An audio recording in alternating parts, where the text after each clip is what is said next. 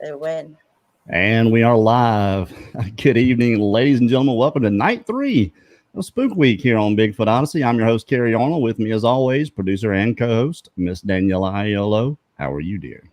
I'm good, thank you. Not as late there as usually is. That's a good thing, isn't it? Great. Yeah, I feel awake. Feel alive. Except that you've been missing things, obviously. But that happens to all of us. Yeah. I have guys that I work with. It happens every time that the time goes forward. Yeah. They never show up early when it goes back. They know when that is.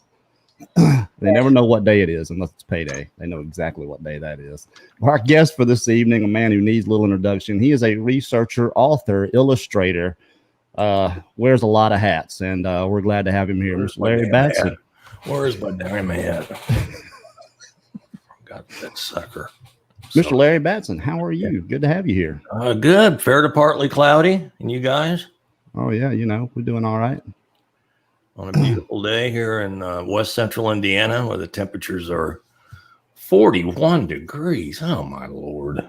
Well, we have a hurricane going on, and it's like hitting us right now. So I can kind of hear the wind, and where the eye is like right on us. It's not as bad as most, but the bad part is tornadoes come in behind these things. So if the power goes out, Daniela's gonna have to soldier on without me. But I think we're gonna be okay. It's not quite as bad as 85, 90 miles an hour is fast, but those are just gusts. So I think we're gonna have a lot of limbs in the yard in the morning. But the pumpkins. Yes, Linda and I carved pumpkins. I'm not gonna tell you who did which one, because I want you guys to vote. You can do it in the comment section. We'll call this one over here number 1 and this one over here number 2. All right. So I better get a lot of votes. Just saying. You could do with bring them just a little bit closer if you could. Yeah, I can't see them that well. The one on the other side of your name, it's a little bit harder. I think you should bring that one. No, the other one. The other one. Yeah, I think you should bring that up just a little. Well, now we know which one's his. Which one? The one we can see. You gave me away. Can't see the other one. How are we supposed to vote? They only weigh 70 pounds. Yeah, it looks heavy. Oh, now you really can't see it. No, I really can't see.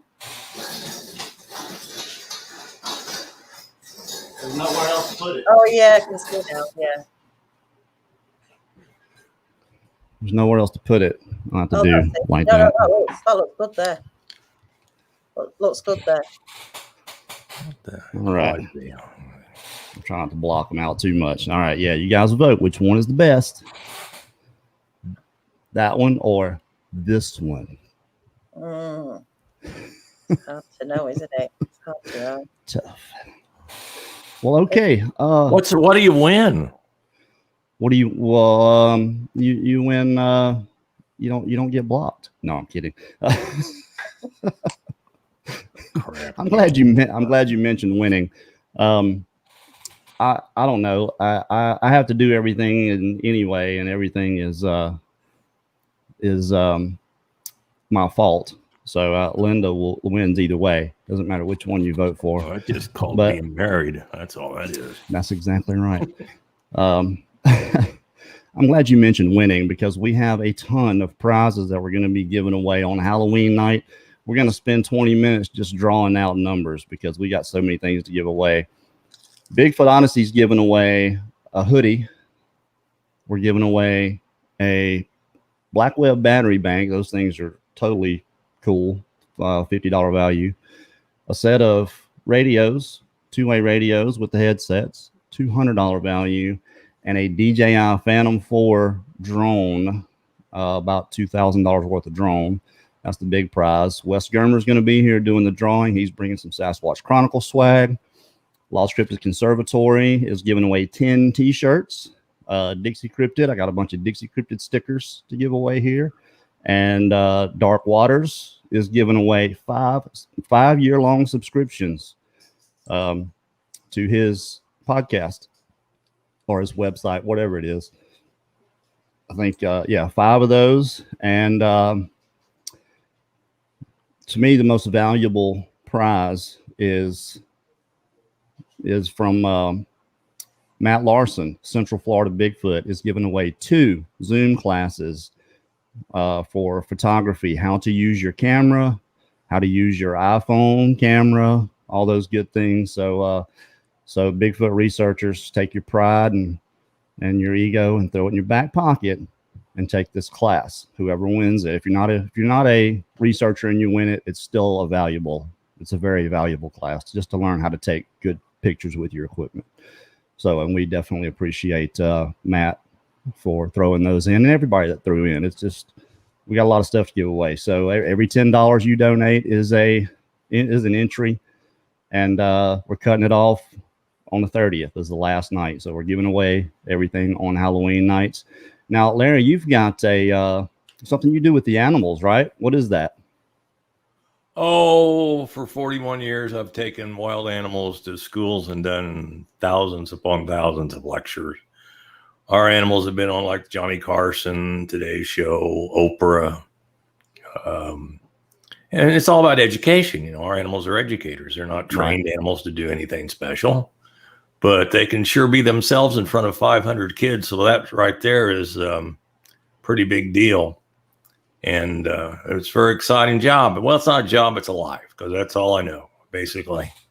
And right now we're in our compound. I'm in my office / studio, where we keep our tigers and bears, baboons, snakes, alligators. This goes on and on. And it's as of March, like a lot of people, we were basically, because the schools weren't allowed to have assemblies or gatherings of children in an auditorium or gymnasium, we basically were out of business. So right now we're doing everything virtually, and it's doing okay.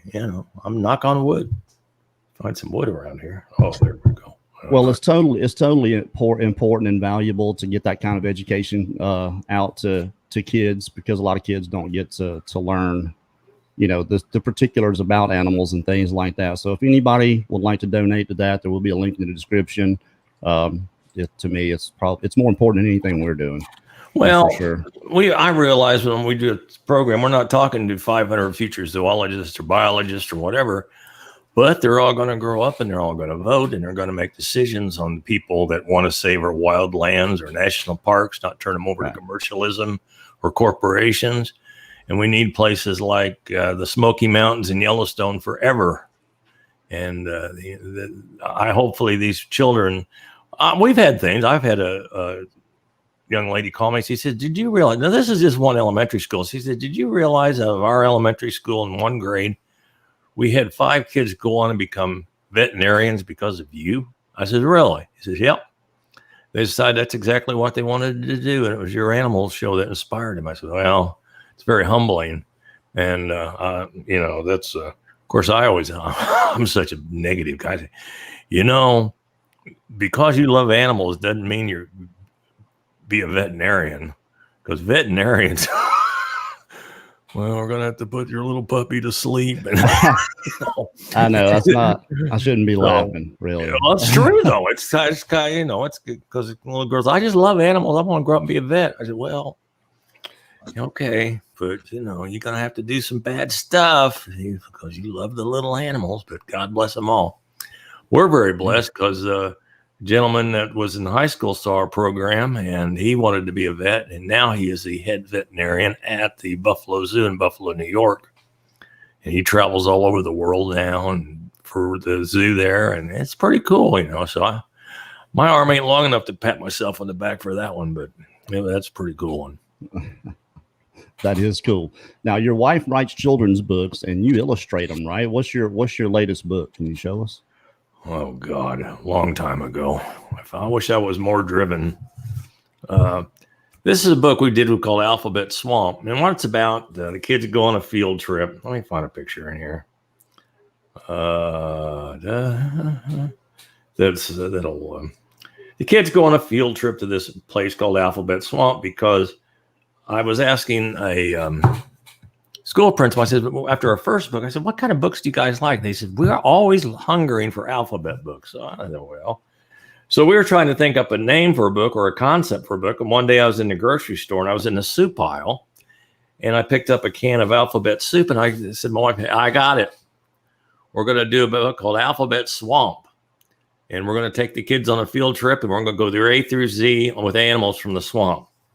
Now, the hardest one was the letter Z.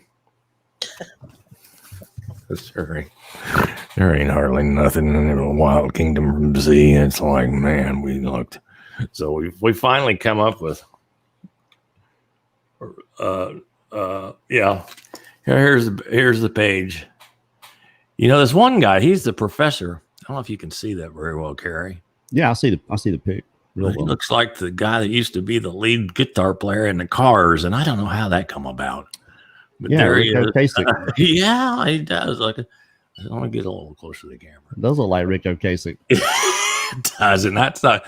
And I always tell the kids that when we do, I do programs about creating books. I said, "Who in the heck dressed that guy?" And then smart aleck little yard apes go, "You did, you drew it, you drew on the picture." So let me say the late great Rick Ocasek. I think he just passed away this year. But yeah, so it's filled with illustrations. It's here's one. There's one of my favorites. You know, when we teach, I always teach the kids. You know, I says, "Does anyone know what an editor does?" So you know, they fix mistakes. They says, "Okay, well, this particular page, what Cheryl had written." Basically the editor saved, and the way it read was, before the editor got a hold of it, they're all around us. There are letters everywhere. I see P on the dock over there. I keep looking at that damn dock and I ain't seen no P on it yet. So, you know, so the editor had to change that. Right. So the 2 words, the letter P. Yeah. So gotcha. Yeah. So I have a lot of fun. You know, the kids, I read the book to them and you know, it's fun. Look at all the younger teachers and yeah, it's great. But that's our book. Oh, here's something. I'll think about this as a Sasquatch mobile. Look at that baby. Yeah, no doubt. Sasquatch is even driving, isn't it? Oh, it's full of Sasquatch. No, it's me, smart aleck. Okay, that's you. Yeah, that's a baboon sitting next to me. Okay, yeah. All right. I missed. I'm thinking. I'm thinking. And there's my lovely the wife driver's side with one of our baboon we had. Yeah. But anyway, that's alphabet, and these are only $10. And you know what I say? And no, it's 2 months away. It's a stocking stuffer. No doubt. Absolutely. Signed and delivered, and we will handle it. And that's kind of creepy in this day and age. But anyway. Well, people can find you on Facebook, and you do a class. Is that right? Like an art? Yeah. Well, we do it every day at 4:30. In fact, Danielle is in this. She participates. She says it's therapy. But we draw animals, and I don't tell the people, the kids, the grown-ups what we're drawing. I just say, draw a circle here, draw a line. And when we're done, you know, we got this magnificent masterpiece. You should see some of Daniela's work. Do you have some you can share with us, Danielle? Let me just grab one or two. She is an artist. She should be doing children's books. You have really, though, inspired me to paint more and create more with it. So it's, you know, it's fun doing it with you. Wow. But what have I got here? The raven. Yeah, now look at that. Carrie, could you do that? Probably not, no. No. What's that? The little that's an otter. Otter. Yeah. Giraffes. Now that one was one of my favorites that you did. Yeah, I know you like that. That is right on it. I mean, that I can see that in a kid's book right now. Yeah, that's fantastic. Chipmunk, whatever that is. I can't remember what they call that. That was a prairie dog. That was it. Ground dog thingy. Brown dog in the desert. No, it took me like 10 hours to draw a picture of a Sasquatch. It looks not very good.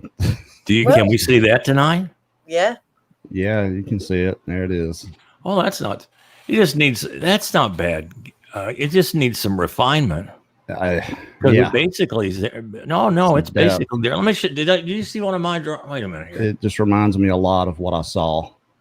Oh, it does? That does, yeah. Let's see that again. Not exactly right, but it's close. The hair is definitely not right. It had short hair all over its head, and I just I erased a lot on that one.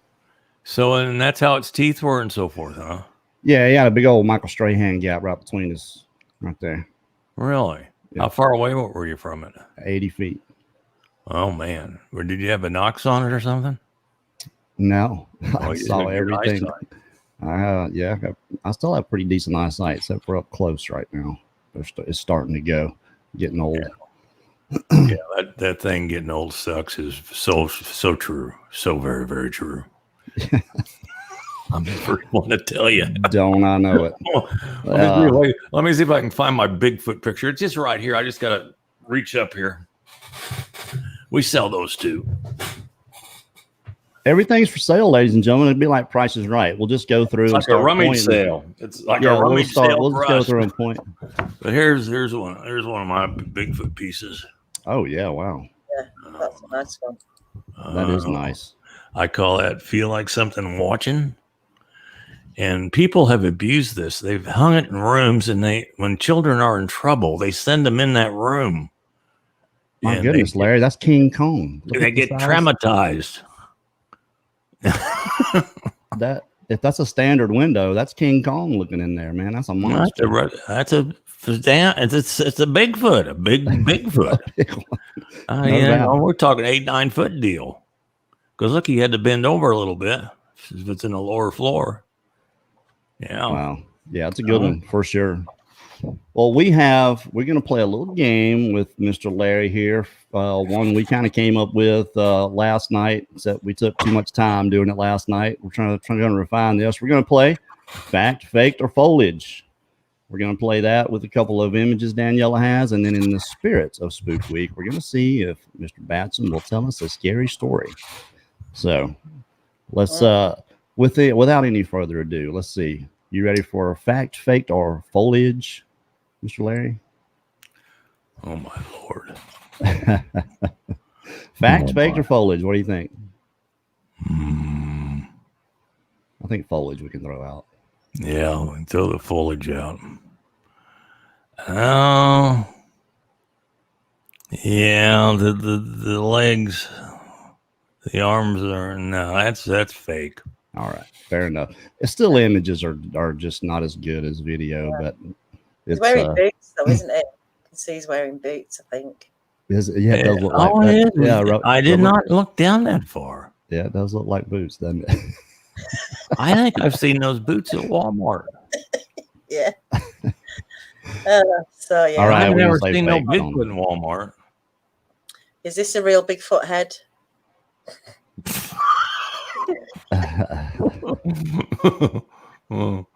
Them guys ain't big enough to cut off a head and deal with all of his buddies that are waiting in the woods.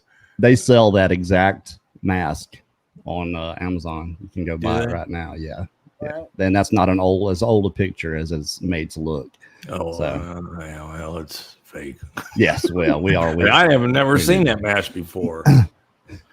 Oh, yeah, it's that blonde Bigfoot. Oh, here we go. A classic. Oh, God. This is Russian, I think. Really? Yep. Well, that left arm, it just looks awfully loose, doesn't it? Yeah. Looks a bit baggy at the top, doesn't it? And yeah. The forearm's not long enough. Should have got a bigger guy. They needed a bigger guy, and they needed a guy that was a little more coordinated because look, he's falling in the woods. He's like halfway stumbling. It does kind of look that way, doesn't it?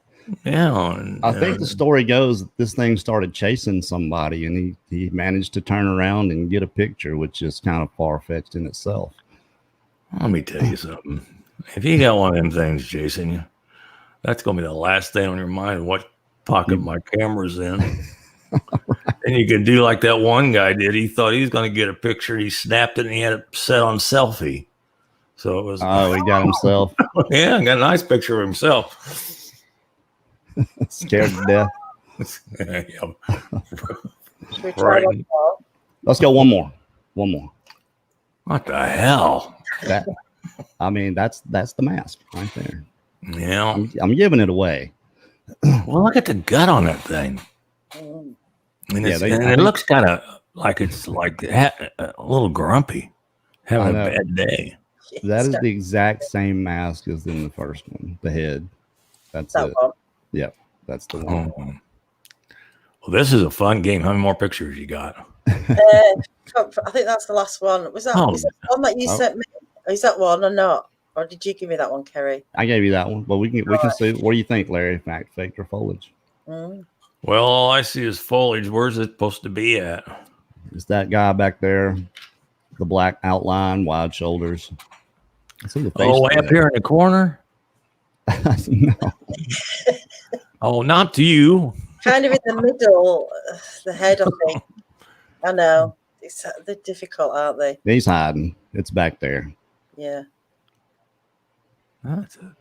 I see it. I can see the apex, the face, the shoulders.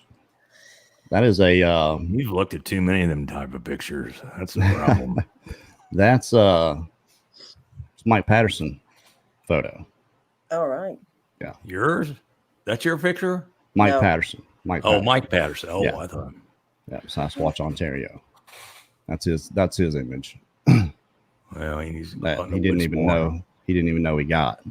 And it's a lot farther away than what it looks. It's actually a pretty clear image for the distance, I think. Oh, that's happened a lot. You know, that happened to that Don Keating over that white Bigfoot. You know, he supposedly has a video of it. I don't know if you've ever seen it before. I don't think so. And he shot the wood. You know, he's around making movies of the woods, and he goes home. I'm thinking, God, you need a life. And he sits at home and watches 3 hours of just wood pictures. Finally says, "Oh, look, there's one there." You know, so. But anyway, happens a lot. Yeah, it happens all the time. I mean, it's just like people they get an imagination about it. You know, very rare animal, and they're so unpredictable. That's the thing. They are. I've seen some pretty good ones now, where you just see a little face coming through the bush. I've seen some pretty decent ones like that, but I mean, they're just the behavior of these creatures doesn't lend very many opportunities to catch them, apparently, or we'd have a lot of pictures of them that are really good. Yeah, well, that's true. And most sightings are only 2, 3, 4 seconds anyway. Right. I mean, boom, boom, gone. See ya. Oh, my camera. What's the most unusual sighting that you'd heard about, Larry? One of the wackiest ones, and it wasn't necessarily that scary, but this happened in, well, it doesn't matter.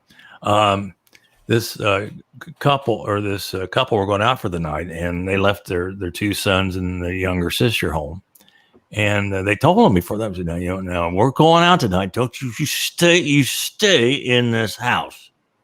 Well, of course, that's just like telling those young kids, as soon as you drive down the driveway, we'll be out of here. So that's what happened. So they're walking back this trail back by the creek, and their little sister's following them. And when they finally realize it, when they're about halfway there, she says, "We told you not to stay at home." No, I'm not staying in the house with them. So they go on back. They get back to this spot.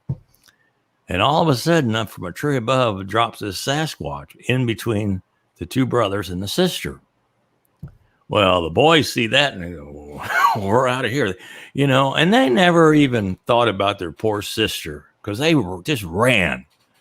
So they run, and by the time they get back to the house, she's standing on the porch waiting for them. Wow. And she has no memory of what had happened. And basically what had to have happened is this thing must have grabbed her, knew where she belonged, and basically carried her through the thickest briar patch in the whole county. And it beat them boys back to the house. And they don't talk about it anymore. They're done with that. But yeah, that was the wackiest one. And she has no memory. When they asked her that night, she has no memory of what occurred. None. 0. So wow. That's very, Very strange indeed. So what do you think? Do you think that's the case? You think that's what happened? Well, it's Albert Osman. You remember that story? I told that story on the Shudder. Yeah. A lot of the geographical things about that story don't add up. The people that really looked into it, but I had a guy here in Indiana that injured himself deer hunting, and he just laid back in the woods. And he said he's laying on the ground. All of a sudden, something grabbed him by the collar and drug him through the woods and left him up by the road and then took off. And he only told the story a couple of times because he got sick of people laughing at him, and he just shut up about it. Muchalat Harry was another one. No, really? But yeah, you didn't hear that story, Muchalat Harry?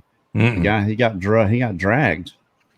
He was dragged for a ways, and in his underwear, and he wakes up in a canyon, and he's got his back against this really tall ridge, and he's looking, and there's 30 Sasquatch, every size, the whole family, all the bigger ones in front, and then the females and the smaller ones behind them, and they're just looking at him, staring at him.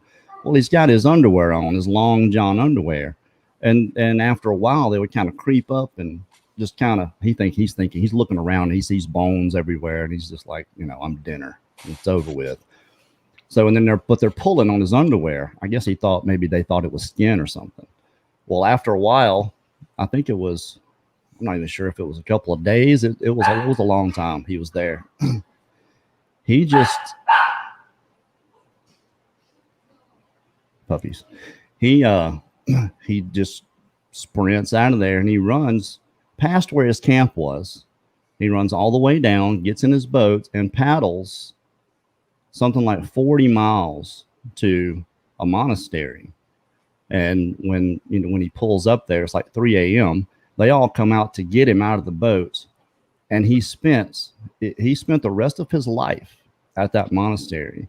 And they said just about 3 weeks after that happened, his hair turned completely white. It's a very interesting story. I told it on the Shudder, and I mean I'm really summarizing it. It's like a 20-minute long ordeal that he went through. But very interesting, especially because it's told, the priest tells the story of what happened to him, because he had obviously, recounted it to the priest and everyone that was there. But that's where the story came from, was the priest. And he never went back for his tools, all of his weapons, a gun and traps. He was a trapper. That stuff was valuable back in the 20s, which is when it was. And he never went back for any of it. He never left that place. The rest of his life, he stayed right there. You know what I would have told those Sasquatches? Come on, man. At least let me put on a pair of pants. I'm going to throw in this boat down to a monastery and never leave again. And man, you know what? Well, you don't know what to believe. It's as many times as I ever camped, I never got in my underwear ever. I always had my clothes on, and I don't know why. I mean, I was filthy when I got home, but I never something uncomfortable about getting in the tent, and I don't know. I just had to. I take my shoes off, my boots, and if I had a coat or something, obviously that came off. But I always had the pants and the shirt, socks, all that stayed on. I don't know how these people get in their underwear and get in the tent. Well, maybe they've got to put a young lady with them or something. You never know. Yeah, that'll attract a Sasquatch too. They say women, so that is true. Yeah, bring your mates when you go Sasquatch looking for. Well, I'll tell you, one of the creepiest stories I heard was from Stacy Derrick. Now, they had been living in this place in Ohio for 26 years. And when I talked to him, his daughter was 19, I think. But when she was like 10 or 11, if they left her at home by herself, one of these Bigfoot, one of the big ones, would actually come up and watch her through the window. She's in her bedroom one night. Everyone's gone. I guess they're working or whatever. And she's on, I think it's a bunk bed. I think she's a top bunk. And she can hear, yeah, for real. She can hear breathing, like heavy, Darth Vader style. Right? Yeah, I'm with you. She knows exactly what it is. Okay. So she's petrified, scared to death. Doesn't move. She just hears the breathing all night. But, you know, she had been in this position before. Okay. The next morning comes out and there's a dead chicken laying at the door. Just, he killed one of their chickens and left it there. I don't know what it means, why they wouldn't take the chicken with them. But it was just, I thought it was just a strange, scary experience to go through for an 11-year-old girl. And to know absolutely what's going on, you know, to hear this breathing out the window and just too scared to look. You know, that would just, it freaked me out. There'd be some busted windows from bullets going on. Well, I was told to compile or put together one of my sightings I've investigated that was creepy. This occurred, there's a gentleman in Ohio, and he had a good friend that built a home and had lots of property. Well, this fella, his wife left him, so he needed a place to stay. So, and we'll call him Kenny. We'll call him Kenny, not Carrie. And Kenny asked that guy, he said, "Hey, I'm kind of in a fix. I've got an old trailer. Can I put it back behind your house? You won't even know I'm there." He said, "Well, yeah, that'd be all right. We'll run some electricity to it and stuff, get you all fixed up." So he moves in there. Well, he drives him home one night to the house, and the whole area around his house is just woods.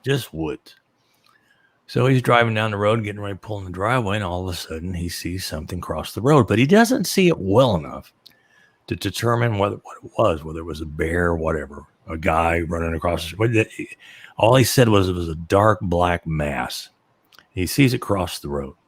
So he pulls into his driveway, and he notices the guy that he's staying on his property is out there. So he says to him, he says, "Man," he says, "I don't know what just crossed the road in front of me, but it was like, I don't know." So he said, "Well, that's kind of wild." Anyway, he says, "I'm going to bed." So he's walking back to his trailer. Now, as he's walking back to his trailer in the woods, he can hear following him. Shoom, shoom, shoom, shoom. And he stops. Shoom. Then it stops. Takes a few more steps. Shoom, shoom, shoom, shoom. Gets a little closer to the trailer. Gets inside. And he thinks, what in the heck? And for the first hours he's sitting there in the trailer, he's not even turning any lights on yet. He's just listening. And he can hear something circle around his trailer all night. So I'm thinking, what in the world's going on here? So he doesn't tell anybody. He doesn't even tell the guy he's living with yet. So the next night, it's Friday night, he has his girlfriend over there. And they're back there in the trailer, having a little something to eat, whatever. She's sitting right by the window, and she can hear, this low growl sound. Well, she just freaks out. He runs outside, and he hears it taking off through the bush. He says, "I am sorry. I don't know. I have any idea what that was, what it is, but you'll be all right in here." So she kind of gathers herself together. And then they retire later on. And they're laying there in bed, and all of a sudden, the whole trailer that just starts rocking.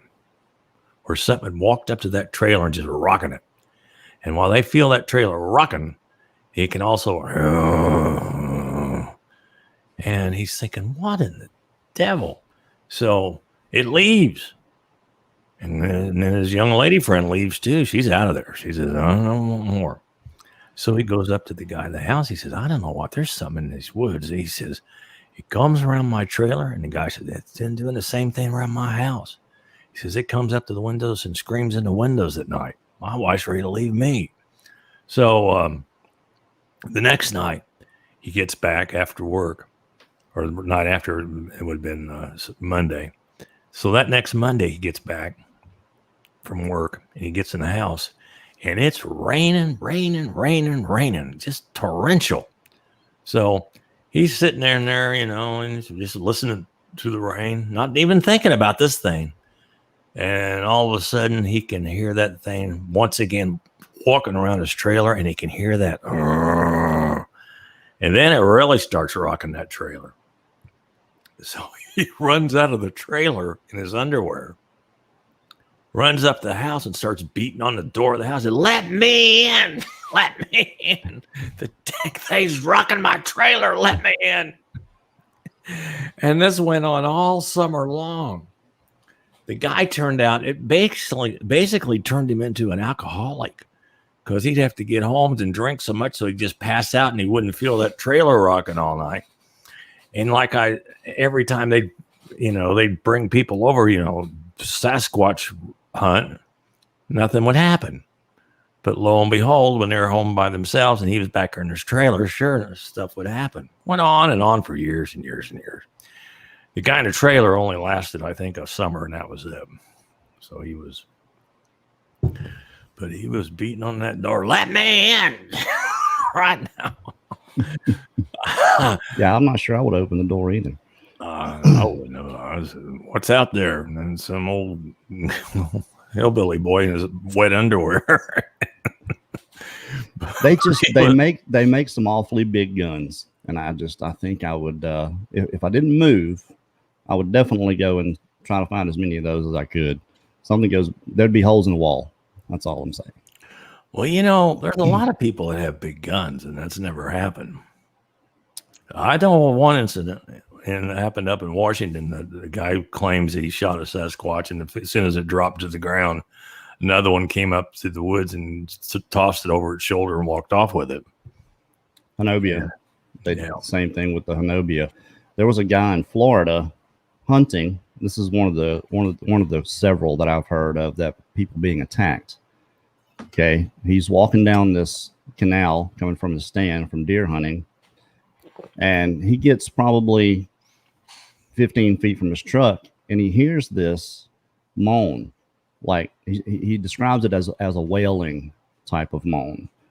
I don't know if I can do it. Oh, try a little deeper. Try that. Distressed.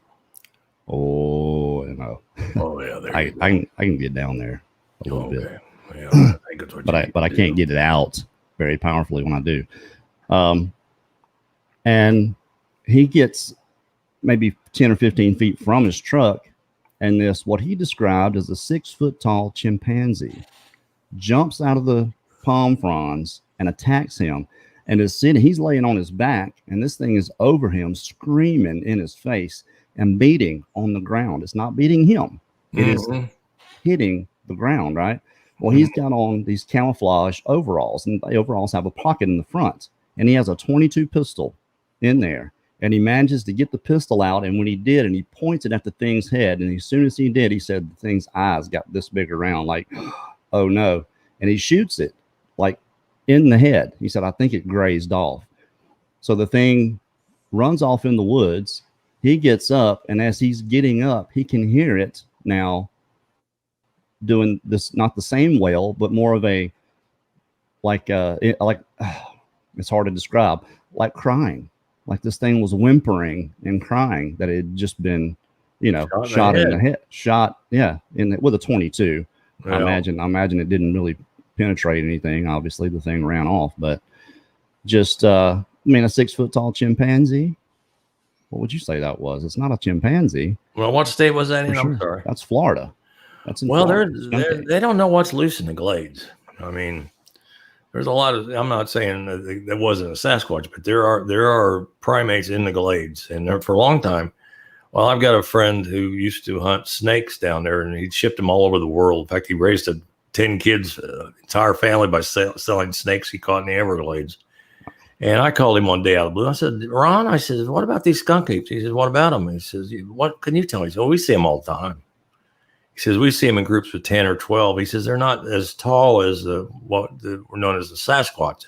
And he said, they build these nests out of those palm fronds. And that's what they sleep in. And he was just as matter of fact about it as can be. And he says, yeah, and even the guys that work for me, they see them all the time. I said, well, can you get me one of those nests? And he said, yeah.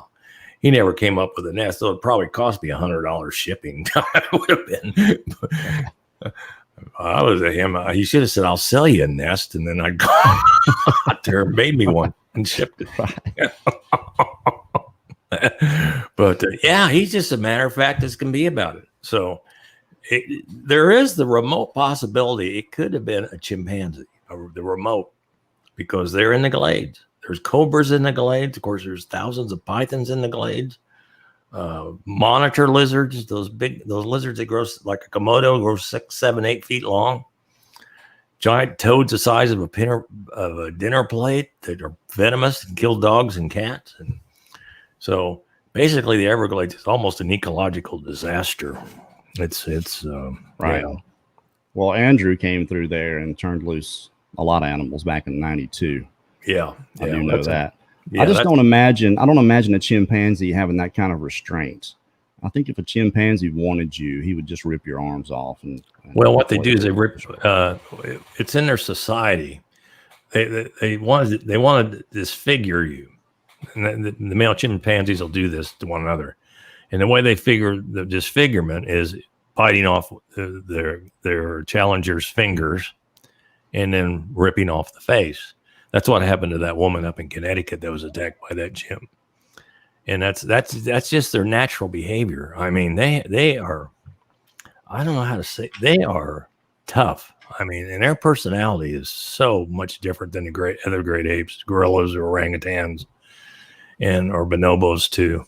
And they have a slim possibility could be. What I would have thought though, when the chimp is on top of him like that, he would have bit him in the face. So that makes me wonder. Right. But yeah. Yeah. If the thing is true at all, this came to me secondhand. So it's not like the guy told me this story. If someone else told me that story. Yeah. But it just seemed like a lot of restraint for a chimpanzee anyway. And those, like you said, those things are cannibalistic. They're really meat. Rough. I told my wife we've never raised a chimp before because I says after 6 years you're dealing with something that's just a piece of dynamite that any moment could just go off.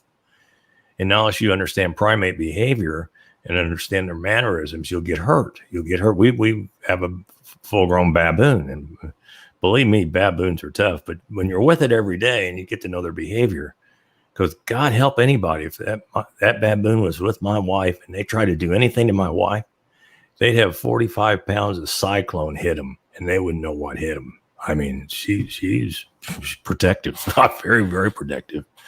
She's even protective of stuff you have. My wife dropped a pair of glasses. We had a guy over, and he reached over to pick up the glasses. Oh, no, don't do that. I said, stop right there. Don't pick up those glasses with the baboon right there.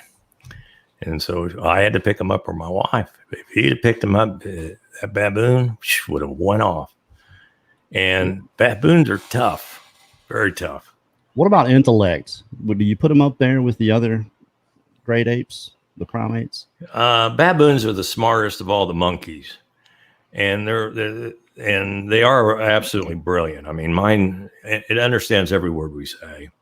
But the apes, you get a whole different deal there, especially with chimps and gorillas and orangutans, because you can look in their eye and you can see a soul that is so deep and so intelligent that it's you just feel humbled. I always thought when I looked at a great ape, and I always laughed at the zoo because, people walk up to the gorilla exhibit or the chimp exhibit with the big glass and they'll sit there. Hoo, hoo, hoo, hoo, hoo. I'm thinking, if we were in Africa and you were walking through the forest and all of a sudden you parted the way and you saw a chimp looking right at you, the last thing you would do is, be the last thing you would do. You'd see God. I mean, you'd realize right away that I ain't nothing compared to that. It's almost like when you first see the mountains or the ocean, you just realize you're just a little bitty speck of nothing. And that's what, especially with these any of these bigger animals, or even our tigers, I can go back to our tigers and get the same feeling when I look them in the eye, and so much wisdom, so much. Animals have so much more wisdom than we do. They understand what they need to do in their life. And basically it's just survival. What am I going to eat today? And that's it. They don't have hobbies. They don't go chase around animals walking in the woods unless they're going to hunt them. And it's, they're so focused. I have so much respect for them. And I've learned so much from them. Yeah, bears even. The bears, to me, are as intelligent as the great apes, except they don't have the facial expressions. So you can't figure them out real easily, not unless you've been around a bear every day. And we have. And just if a bear's looking at you and he curls up his lip just a little bit, get out of there quick. Or if you're in the woods in June where there are bears, you hear, that's an aggressive male bear. And wherever that sound's coming from, you walk the opposite direction. So anyway. No doubt. Yeah. I hope I never have to face down a bear, but I don't know if I'm going to ever be in that situation to where I'm giving him the opportunity to curl his lip up at me. Yeah, that's it. I'm telling you. I mean, basically a black bear, 10 months of the year are just big chickens. That's why people never see them. You know, most hunters, you wouldn't hunt them unless you're using dogs or bait. But to actually walk through the bear and be tracking down a bear, that just doesn't. Now, they do that with Kodiaks and grizzly bears sometimes. But black bears just too big a chicken, too smart. They're unbelievable. I mean, just totally unbelievable. I can tell people stuff my bears have done around me, and I think, my God, it's just incredible. These animals. And just think, the Sasquatch leads the whole deal. The Bigfoot, you know, like what some lady said, and I stole this. During the day, they share the forest. At night, they own it. Absolutely own it. Without a doubt. We got a little bit of time left. We'll start taking some questions from the chat here in just a few minutes. You have any other stories you want to share with us? Anything else creepy before we start taking some questions from the chat? Well, here's one. Now, this is about Bigfoot, but it doesn't have to be about Bigfoot. Okay. Oh my God. I talked to a fisherman. He was up in Lake Ontario one day, and they're going to go fishing. And he knew my interest in Bigfoot and so forth. And he said, I want to tell you a story. He says, we were fishing Lake Ontario for walleyes and really good fishing. And one evening we were going out, and he says, I don't know what it was, but it was a part of some animal. He said, basically, it looked like a snake that maybe 100 feet long, had a body the size of a telephone pole. And he says, I basically saw part of that body come out of the water and go back in. And when they saw that, they brought that boat right back to dock and got out, and they decided to go drink because they weren't going fishing after they saw that. I mean, and I don't know what that was. Where was it? Lake Ontario. Lake Ontario. Is that known for monsters? No, I don't know. I have a hard enough time keeping up with Bigfoot and Sasquatches. Somebody asked me, and they said, what do you think about the aliens and Bigfoot? I said, hey, if I see one get off a spaceship, I am done with it because I have no interest in chasing no dang aliens around. I'm only interested in it because it's another animal that lives in the woods. That's it. Look, I said the same thing about them disappearing, and I said, look, if I found out for sure that they can disappear, I'm done. I quit because you want to talk about futility. It's just never gonna. If that's the case, it's never gonna happen. You know, now maybe you guys can help me with this. What do UFO investigators do? We just had one on here. What do they do?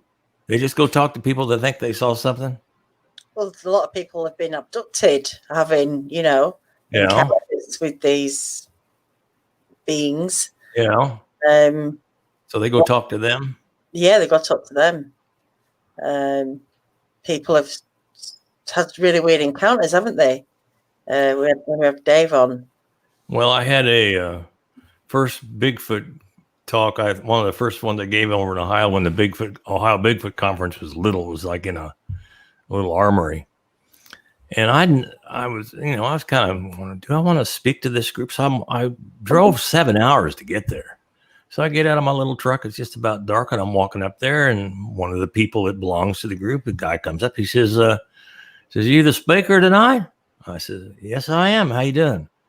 He says, "I don't know about the Bigfoot, but I have been abducted by the aliens." I said, "Oh, really?" He says, "Yeah, they stuck a needle up my penis." Now, I almost got in my truck and drove home after I heard, because I didn't want to know. I kept enough this said. close, turning around and driving home. But I didn't. But they were nice folks, and they all understood because I guess that guy was nuts anyway. So, well, it's starting to come out. They're starting to show it on Fox News. Tucker Carlson had some guys on there talking about UFOs and actually showing where the Navy had chased this thing. They're showing the thermal image of it. I just wonder, I've thought about this. If this is not something that's terrestrial, that's from here, just like lives in the ocean, maybe the way these grays are described, it just makes me think like that those things could live underwater, Well, I'm totally a believer in the UFOs. I'm just not interested in looking into them. The reason I know the government is because when I was just like 10 or 11, we were sitting out in my front yard, and every night we just look at the stars. And one night we saw some zoop, zoop, zoop, zoop, zoop go across the sky. So I'm going, so Big Mouth me goes in and calls Dayton, Ohio to the Wright-Patterson Air Force Base. And they said, well, give us your address, name and address. We're going to send you a questionnaire. Okay. So this questionnaire shows up, and it is pages and pages long. So, I'm 10 years old, so I didn't get right to sending it back to them. Oh, my Lord, some captain called my house, talked to my mother, and said, where's our questionnaire we sent out to your son? And I'm thinking, if they're that concerned from a 10-year-old kid, what he saw, and for this captain to spend his time to call me, and I can still remember coming home. My mom gave me the dirtiest look. She said, get in there and fill that out. I don't care what you put on it. Send it back. I don't call my house no more. So, Yeah, but I mean, that says something, doesn't it? Yeah. And I've talked to a guy from Montana one time when I was doing an outdoor show, and he came up. He said, Larry, let me tell you something. Out where we live, he says, we see stuff drop out of the sky and land in our fields, all the time. But who you gonna tell? Who's gonna ever believe you? So that's about like Bigfoot, Sasquatches. Yeah, absolutely. There was a post on Facebook. Let me say this real quick, Danielle, before we get the question. And it was a video of a thermal, and there's something there. You can see the thing walking back and forth. And this guy, he's by himself. He made a point to tell us he was by himself, and he's relatively freaked out about it. And it seems like things are being thrown at him. You see it peek out from behind a tree, and then it walks back to the right and back to the left. And he's, I don't know, 70 or 80 feet away. And I'm thinking to myself, this is an opportunity to get up there and get a good image of it. I understand fear, but if you're gonna do it, make that sacrifice, because all you've done is make people question whether or not you're hoaxing something. That's really all you've done. If I had gotten that and was too scared to go up there and find out for sure, I just wouldn't show anybody. No way. Yeah. So somebody's got to make that sacrifice. Somebody's got to try and go after the thing. All right, let's take some questions. We got about 7 minutes. Let's do. So we've got a few. I'll start with Zach. Larry, what's your most scary encounter with an animal or Bigfoot? Oh, with an animal? Oh, well, I've had lots of those. I had a African lion that got out of an enclosure one night, and I had to put it back. And every time I'd have a long pole to navigate her back into the enclosure, she'd go, whoa, but about 30 times louder than that. So every neighbor around here probably heard that night, because I'd go, move, and I'd, whoa. And I got, but that wasn't so scary because you got so much adrenaline going on at the time. And you got no choice. You got to put it back. It was my fault. I left the lock off, and luckily the whole area is surrounded with tall fence, so they couldn't leave our property. But that was pretty scary. Rattlesnake bite, I guess, too. Wondering what your health's going to result in after you get to the hospital and they start working on you. So those are the worst, man. Well, it wasn't a picnic. But I've been bit twice, but not by a rattlesnake. I got bit by a cottonmouth when I was 15. Got bit by a copperhead when I was 19. And that was just... Cottonmouth's a bad bite because they hang on. It really wasn't as bad as the first one. You luck. Well, 25% of the time they don't even inject any venom. I don't think you did. Yeah, that must have been it. Red. But the first one, everything swole up. My shoulder had swollen, everything. It was bad. Yeah. Cottonmouth, yeah.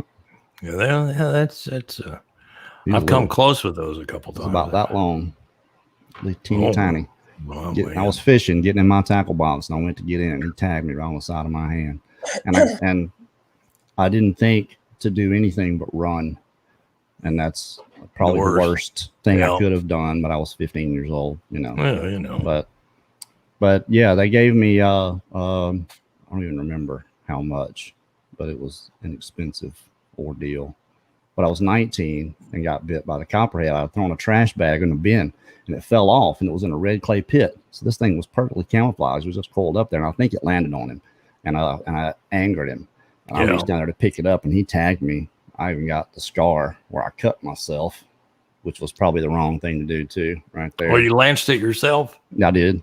And it wasn't, I don't even think he injected me very much. They watched me for 24 hours, but I didn't. Yeah, they don't usually hospitalize you for those. Yeah, they don't usually hospitalize you.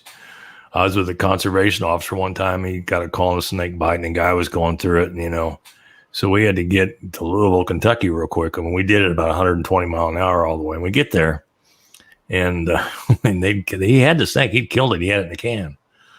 And there he was. He was going through the whole deal, you know, swelling and everything. We looked in the can and said, that's not a venomous snake. That's a hognose snake. When he heard that, the most miraculous recovery. He returned to life. I'm healed, Lord. I'm healed. Weird. Undergone Fishing says, do you think octopuses? Octopuses. I think that's the plural for octopus. Yeah, octopi. Yeah. Smart as dolphins and bears. Sort of dolphins or bears. Just curious. They've got a different type of intelligence. That's a whole different deal there. They're very incredible, but there's a different type of intelligence.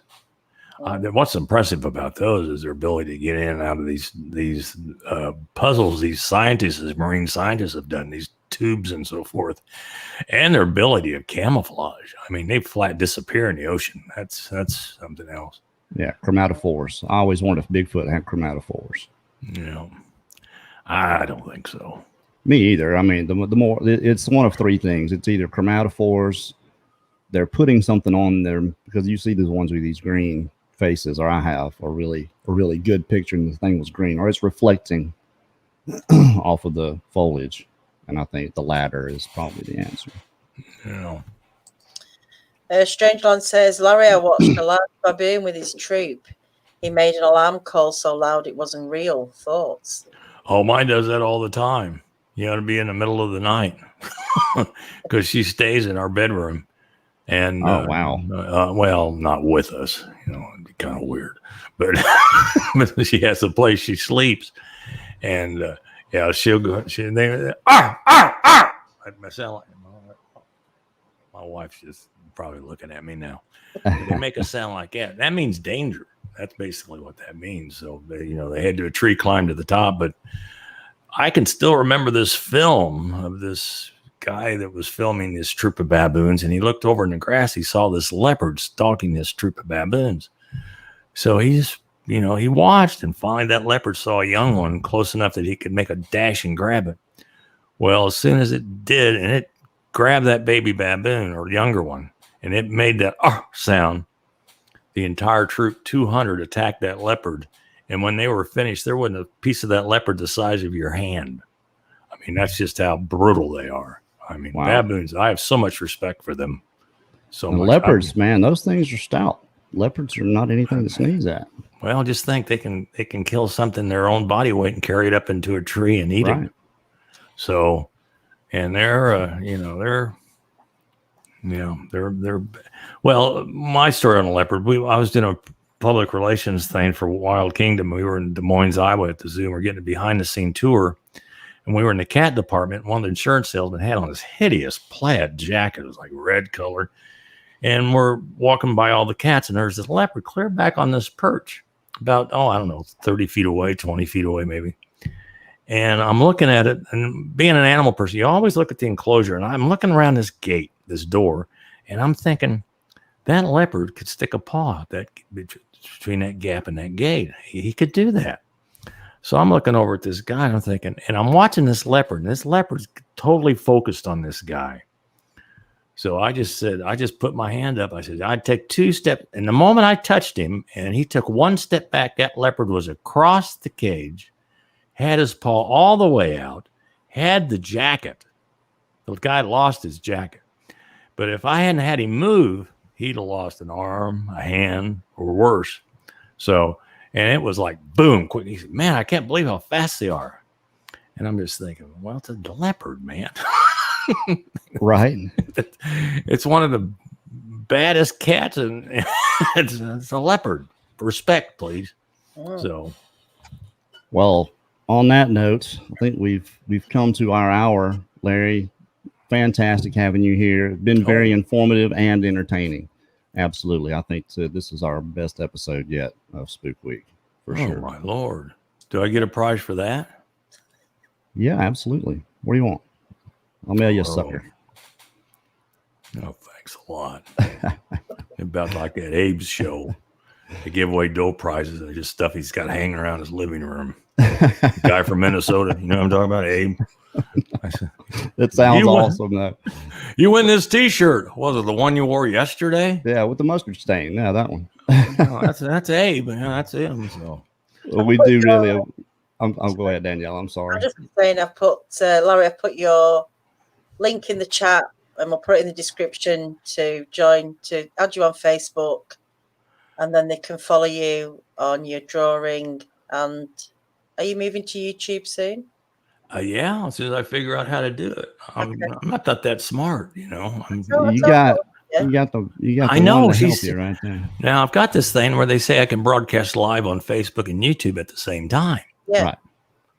But I had it going well today, except I couldn't read any of the messages. Maybe that was a good thing, no. I'll help you with that. Wasn't so bad. So yeah. Yeah, you got the master. She'll help you for sure. Well, I had fun. We certainly appreciate you being here. Remind everybody, tomorrow night, Spook Week continues. Number 4, we've got, who is it? Kenny Irish and Gary Hoot and Holler Robusto. They're going to be here with us 7:00 p.m. Central. This should be a fun show. What do they do? Crypto punk. They are crypto punk on YouTube. Crypto punk? Yeah. It's going to be interesting. It is going to be interesting. Absolutely. I've got to watch a bunch of crypto punk tonight and tomorrow. So, oh God, brand new Shudder coming out Halloween night. I've put together a bunch of the creepiest, strangest stories I could find. And I lit up these pumpkins that we all carved and put them outside and those are going to be the background. So it's going to be good. You guys are going to like that. That Shudder's coming out Halloween. Onzi Adams wants to add to the giveaway. Oh man, we've got so many things to give. I'm worried about time. All the things we have to give away now. But we definitely appreciate that. Wait, we'll find out what it is. Yeah, we will. Okay. Yeah, we'll find out. Yeah, we'll find out what it is. Put out the fires. Find out what it is. I'm worried about the time, as many things as we have to give away now, because we're going to do it. We're doing it's like 20 different things that we're giving away. Well, as Mick Jagger said, time is on your side. I gotta go. Yeah, I'm worrying about our hour on that one. But thank you for showing up here, Larry. He left. See ya. Bless him. Hate to see you go. Bye. Bye, everyone. We'll be back tomorrow. Yeah, we'll see you guys later. Good night, y'all.